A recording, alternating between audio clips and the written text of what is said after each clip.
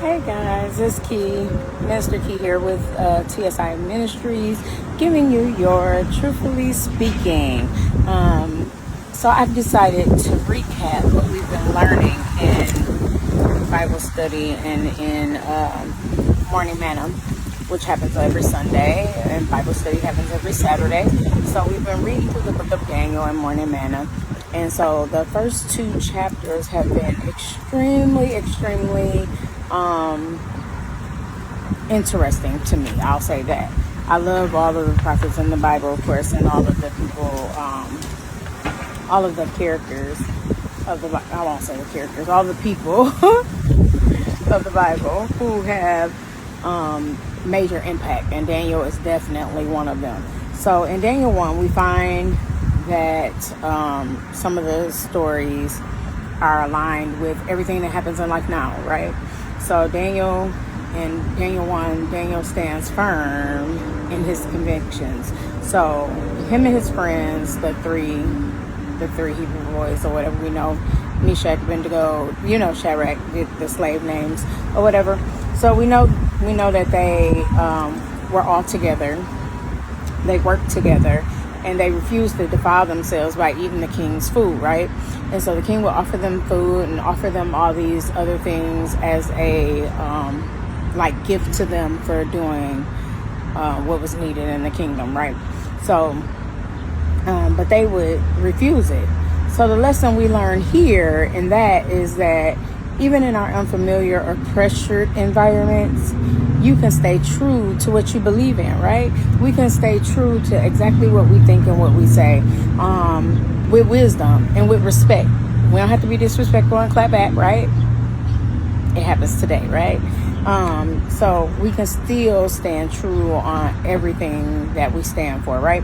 And then another thing that he learned was that God honors our faithfulness.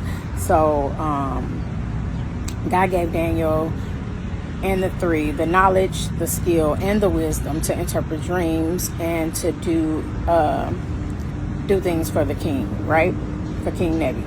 So then the lesson we learned in that was that God honors those who are faithful to him, even when they're in difficult or hostile circumstances. So even when everything's coming against you, even when you're fighting left and right and trying to figure it out, God still remains faithful to us, right? We still have to remain faithful in those times, and he still honors that, right?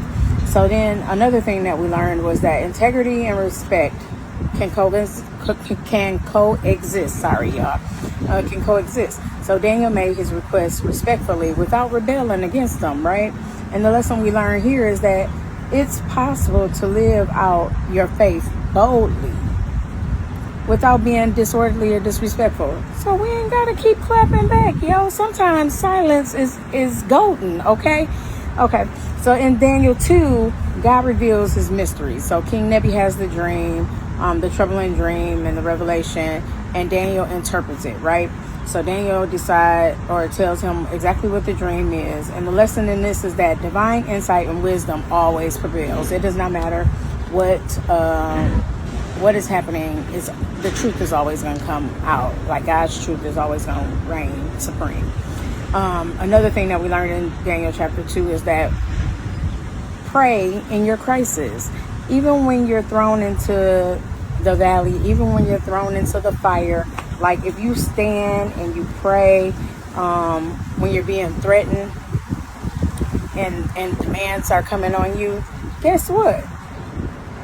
Prayer is always and should be our priority response, not our last resort. So we should pray without ceasing. It does not matter what it is, okay? And always remember to give God the glory.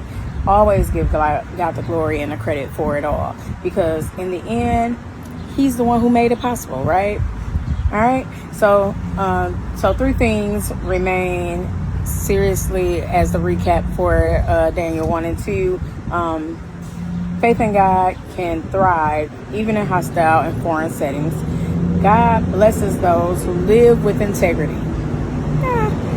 Divine wisdom surpasses human understanding. Always. God's sovereignty rules over all events. So God is always going to remain true. All right, y'all? So keep the faith, stand firm, and remember to pray. All right? I love you guys. And if nobody has told you today, have a great week. Make it great. Praying for you guys. Stay fly.